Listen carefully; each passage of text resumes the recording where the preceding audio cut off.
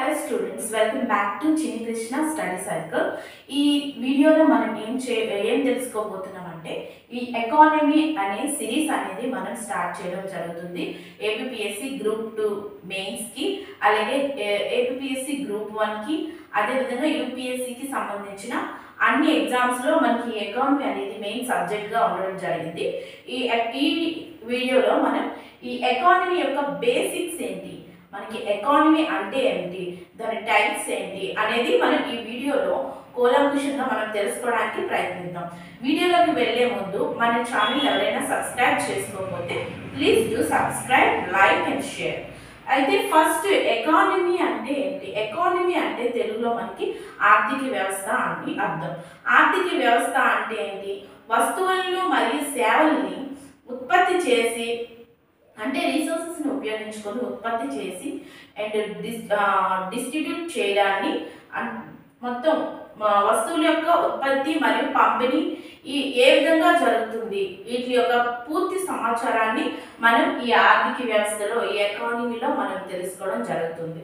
అయితే ఈ ఎకానమీ అనేది ఒక దేశం యొక్క స్థూల ఆదాయం, దాని యొక్క ఆదాయం పెంపుదల, మన యొక్క దేశం యొక్క జీడిపి పెరుగుదలకు ఎకానమీ అనేది వెరీ ఇంపార్టెంట్. ఎకానమీ లేకపోతే మనకి ఆదాయం అనేది ఎంత వస్తుంది, ఎంత వెళ్తుంది, ఎంత ఖర్చు పెడుతున్నాం అనేది తెలుసుకోవడం చాలా కష్టం. అయితే ఈ ఎకానమీ 3 విధాలుగా మనం వర్గీకరించడం జరుగుతుంది. ఈ ఎకానమీని 3 టైప్స్లో వర్గీకరించడం జరుగుతుంది. ఒకటి government economy, private economy and government plus private economy. Economy అనేది గవర్నమెంట్ చేతుల్లో ఉంటే మనం గవర్నమెంట్ ఎకానమీ అంటాము. అండ్ ఎకానమీ అనేది ప్రైవేట్ వ్యక్తుల చేతుల్లో, అంటే వస్తు సేవలు అనేది ఉత్పత్తి చేయడం, పంపిణీ చేయడం, ఇవన్నీ కూడా ప్రైవేట్ వ్యక్తులు. అంటే ప్రైవేట్ వ్యక్తులు అంటే ఎవరు లేదు, మీరు, నేను, అలాగే ఎవరైనా సరే, ప్రభుత్వం కాకుండా బయట వ్యక్తులు ఎవరైనా సరే ప్రైవేట్ వ్యక్తులు వస్తారు. వాళ్ళు ఈ వస్తు సేవలు ఉత్పత్తి చేయడాన్ని ఈ ప్రైవేట్ ఎకానమీ అంటారు. Next government plus private economy. ఈ ఎకానమీలో మనకి ప్రైవేట్ వ్యక్తులు ఉంటారు, అలాగే గవర్నమెంట్ వ్యక్తులు కూడా ఉంటారు. అంటే గవర్నమెంట్ వస్తు సేవలు ప్రొడ్యూస్ చేస్తుంది అండ్ డిస్ట్రిబ్యూట్ చేస్తుంది, అదేవిధంగా ప్రైవేట్ వ్యక్తులు కూడా వస్తు సేవల్ని ప్రొడ్యూస్ చేస్తారు అండ్ డిస్ట్రిబ్యూట్ చేస్తారు. ఇది మనకి ఎకానమీ యొక్క వర్గీకరణ. కొన్ని కంట్రీస్ ఈ గవర్నమెంట్ ఎకానమీని ఫాలో అవుతాయి, కొన్ని కంట్రీస్ ఓన్లీ ప్రైవేట్ వ్యక్తుల్లో ఎకానమీ మొత్తాన్ని పెట్టడం జరుగుతుంది. కొన్ని కంట్రీస్ గవర్నమెంట్ ప్లస్ ప్రైవేట్ వ్యక్తుల్లో చేతుల్లో ఈ ఎకానమిక్ యాక్టివిటీస్ అనేవి జరగడం జరుగుతుంది. ఎగ్జాంపుల్, ఈ గవర్నమెంట్ ప్లస్ ప్రైవేట్ ఎకానమీ అంటే ఏం లేదండి, మిక్స్డ్ ఎకానమీ.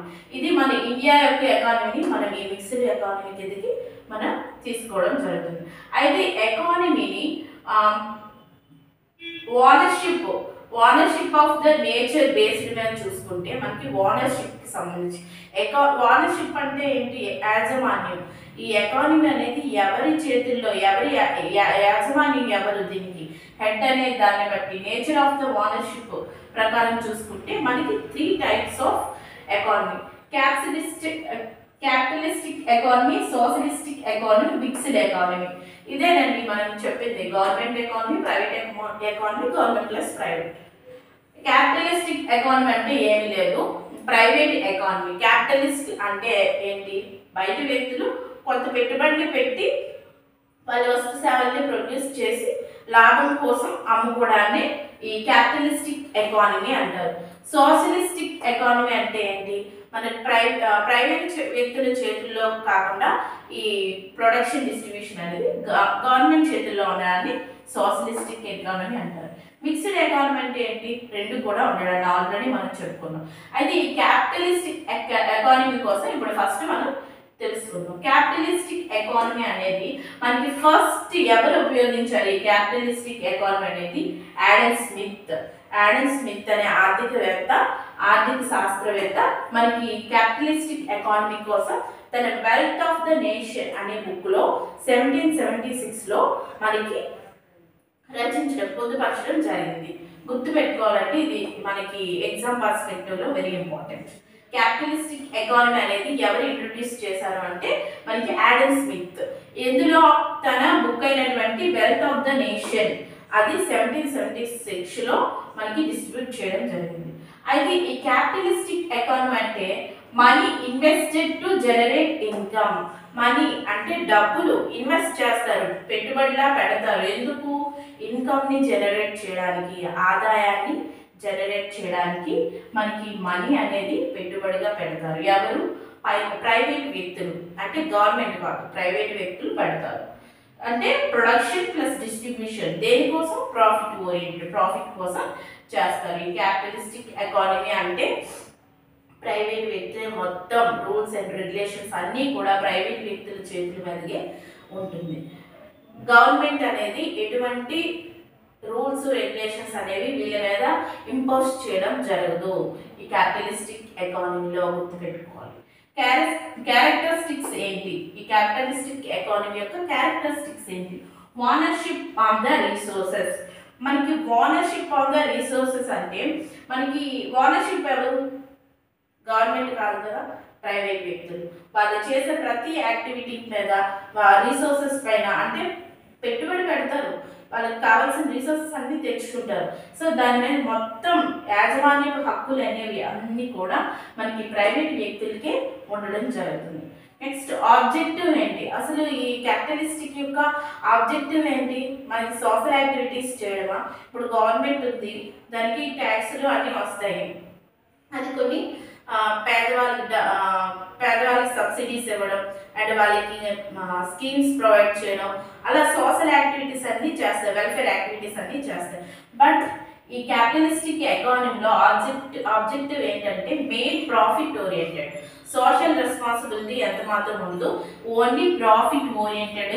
వాళ్ళు లాభాలను ఆర్జించడానికి మాత్రమే మ్యాక్సిమం ఈ క్యాపిటలిస్టిక్ ఎకానమీ అనేది ఫామ్ చేయడం జరుగుతుంది.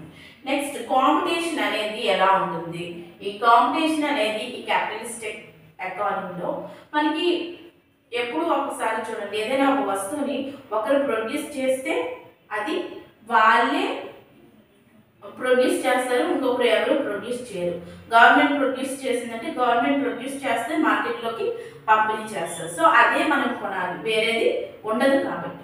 కానీ ఈ క్యాపిటలిస్టిక్ ఎకానమీలో అనేది చాలా మంది ఉంటారు, ప్రొడ్యూసర్లు అనే వాళ్ళు చాలా ఎక్కువ మంది ఉంటారు. సో అలాంటప్పుడు కాంపిటీషన్ అనేది కూడా ఎప్పుడు ఎక్కువగానే ఉంటుంది. హై లెవెల్ ఆఫ్ కాంపిటీషన్ అనేది ఈ క్యాపిటలిస్ట్ ఎకానమీలో మనం చూడడం జరుగుతుంది. Quality of the products.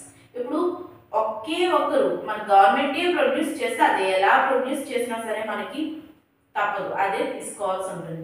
But ఇక్కడ చాలా మంది కాంపిటేటర్స్ ఉన్నారు, ప్రొడ్యూసర్స్ చాలా మంది ఉన్నారు, చాలా రకాలైన వస్తువులు, చాలా క్వాలిటీస్ వాళ్ళు డిఫరెంట్గా మనకి ప్రొడ్యూస్ చేసి ఇవ్వడం జరుగుతుంది. సో అలాంటప్పుడు మనం బెస్ట్ క్వాలిటీ అనేది తీసుకోవాలనుకుంటాం కాబట్టి క్వాలిటీ అనేది ఎప్పుడు, క్వాలిటీ ఆఫ్ ప్రొడక్షన్ ఎప్పుడు కూడా హైగానే ఉంటుంది. మనకి ఎగ్జామ్స్లో ఇలాంటి చిన్న పాయింట్సే మనకి కన్ఫ్యూజ్ చేయడానికి అడుగుతారు. కాంపిటీషన్ లెవెల్ తక్కువగా ఉంటుంది క్యాపిటలిస్టిక్ ఎకానమీ అంటే తప్పు.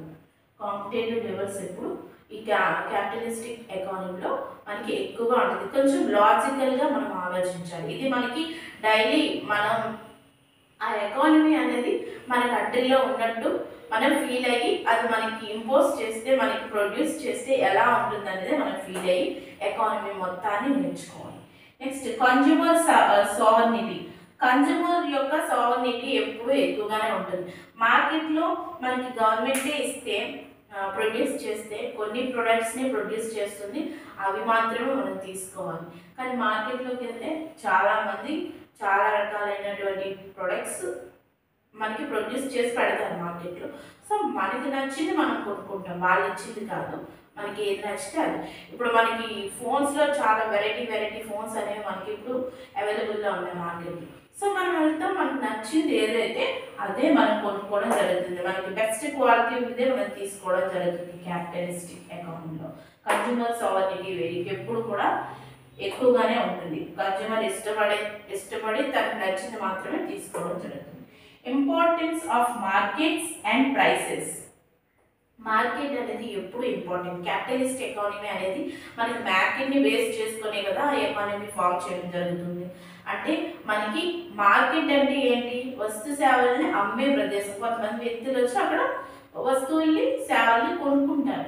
సో వాళ్ళకి నచ్చినట్టు మనకి మార్కెట్ అనేది ఉండడం జరుగుతుంది. అంటే ఇంపార్టెంట్ ఆఫ్ మార్కెట్ అనేది ఈ క్యాపిటలిస్టిక్ ఎకానమీలో చాలా ఎక్కువగా ఉంటుంది. ప్రైసెస్ కూడా అదే విధంగా ఉంటాయి, ఎక్కువగానే ఉండడం జరుగుతుంది. అయితే ఇవి క్యారెక్టరిస్టిక్స్. ఇందులో నెగిటివ్స్ అంటే డిసడ్వాంటేజెస్. అడ్వాంటేజెస్ ఈ క్యారెక్టరిస్టిక్స్నే అడ్వాంటేజెస్ అని చెప్పొచ్చు. డిసడ్వాంటేజెస్ అంటే ఏంటి? ప్రైస్ అనేది ఎక్కువగా ఉంటుంది. ఎందుకంటే వాళ్ళ మీద రూల్స్ వేయడానికి గవర్నమెంట్ ఏమి రూల్స్ వేయదు. వాళ్ళు ట్యాక్సెస్ ఇస్తే గవర్నమెంట్ తీసుకుంటుంది తప్ప వాళ్ళకి ఈ రూల్స్ ఇవే ప్రొడ్యూస్ చేయి, ఇలాగే ప్రొడ్యూస్ చేయనే రూల్స్ ఏం పెట్టదు. కాబట్టి వాళ్ళకి ప్రైసెస్ కూడా వాళ్ళకి నచ్చిన విధంగానే వేసుకుంటారు. మార్కెట్ అనేది వాళ్ళే సెట్ చేసుకుంటారు. మార్కెట్ ప్రైస్ అనేది క్యాపిటలిస్టిక్సే మనకి పెట్టుకోవడం జరుగుతుంది. ఇన్కమ్ ఇన్ఈక్వాలిటీ అనేది వెరీ ఇంపార్టెంట్. అది బేస్డ్ డిసడ్వాంటేజెస్. అంటే మనకి రిచ్ పీపుల్ ఎప్పుడు రిచ్గానే ఉంటారు, పూర్ పీపుల్ ఎప్పుడు పూర్గానే ఉంటారు. ఈ మార్కెట్ ఎకానమీలో ప్రొడ్యూస్ చేసినప్పుడు వాళ్ళకి రిచ్ పీపుల్ అనే వాళ్ళు కొనుక్కుంటారు, వాళ్ళకి నచ్చినవి. అది రిచ్గానే ఉంటుంది. పూర్ పీపుల్ ఎప్పుడు పూర్గానే ఉంటారు. ఎందుకంటే వాళ్ళు ప్రాఫిట్ ఓరియంటెడ్గా వాళ్ళు ఎకానమీ అనేది చూస్తారు. వెల్ఫేర్ అనేది చూడరు. మనకి పూర్ పీపుల్ ఉన్నారు, వాళ్ళకి సాయం చేయాలన్న ఇంటెన్షన్ అనేది ఈ మార్కెట్ ఎకానమీలో, ఈ క్యాపిటలిస్టిక్ ఎకానమీలో ఉండే ఛాన్సెస్ తక్కువ ఉండవచ్చు. ల్యాక్ ఆఫ్ సోషల్ వెల్ఫేర్ ఇదేనండి. ల్యాక్ ఆఫ్ అంటే తక్కువ సోషల్ వెల్ఫేర్ అనేది ఉండదు. మ్యాక్సిమం వాళ్ళ ప్రాఫిట్స్ చూసుకుంటారు, వాళ్ళు రిచ్ అవుతారు, పూర్ ఎప్పుడు పూర్గానే ఉంటారు. సో ఇవి మేజర్ డిసడ్వాంటేజెస్ ఈ క్యాపిటలిస్టిక్ ఎకానమీలో. Socialistic economy. ఇప్పటి వరకు మనం క్యాపిటలిస్టిక్ ఎకానమీ తెలుసుకున్నాం. ఇప్పుడు సోషలిస్టిక్ ఎకానమీ అంటే ఏమీ లేదు. మనకి మొత్తం ఎకానమికల్ ఎకానమీ యాక్టివిటీస్ అన్నీ మనకి గవర్నమెంట్ చేతుల్లో ఉండడాన్ని మనకి సోషలిస్టిక్ ఎకానమీ అని అంటాం. అయితే ఈ సోషలిస్టిక్ ఎకానమీ అనేది మనకి వెలుగులో తెచ్చింది కార్ల్ మార్క్స్ ఫిలాసఫీ ద్వారా. మనకి ఈ సోషలిస్టిక్ ఎకానమీ అనేది మనకి ఎక్కువగా ఉపయోగించింది ఈ కార్ల్ మార్క్స్ ఫిలాసఫీ ద్వారా.